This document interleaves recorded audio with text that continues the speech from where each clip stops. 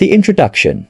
The silent taxway are told that moving in together is the natural evolution of love. It's framed as a sanctuary of shared expenses and morning coffees. But for many men, the moment they turn the key in that shared lock, something vital begins to leak out of the room. It isn't just about the rent or the loss of a man cave.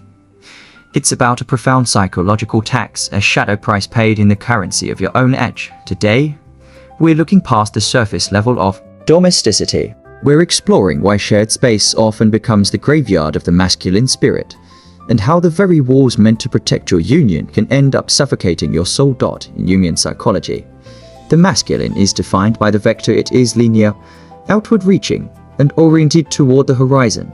The feminine, by nature, is vessel. It is encompassing, nurturing, and oriented toward the center. When a man moves into a shared domestic space, he is entering the ultimate vessel, without a conscious effort to maintain his own psychic border. He begins to adapt to the climate of the home rather than the climate of his mission. He stops being the hunter returning to the hearth, and he becomes a permanent fixture of the hearth itself. This is the first step toward domestication. When your environment is entirely designed for comfort, your edge, that sharp, necessary tension that drives a man toward greatness, begins to dull. Every man has a shadow. It's the part of him that is wild, unrefined, and perhaps a bit dangerous. It's the source of his aggression, his drive, and his sexual potency. In a shared space, there is a subtle, often unspoken pressure to civilize the shadow. You start to modulate your voice. You hide your messes. You subconsciously ask for permission to take up space. You aren't just sharing a bathroom, you are sharing your psychic field. When a man's environment is constantly perceived through the lens of his partner's gaze, he begins to perform his life rather than live it. He sacrifices his wild man on the altar of being a good roommate. And the cost? A slow-burning resentment that he can't quite name, but he feels every time he looks in the mirror.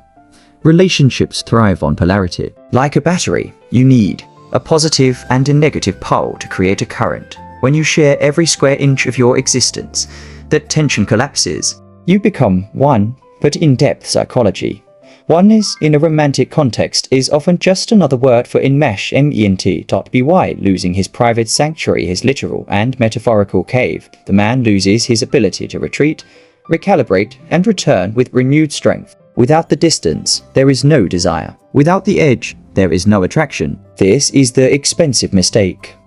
You trade your sexual and spiritual power for the convenience of a shared lease.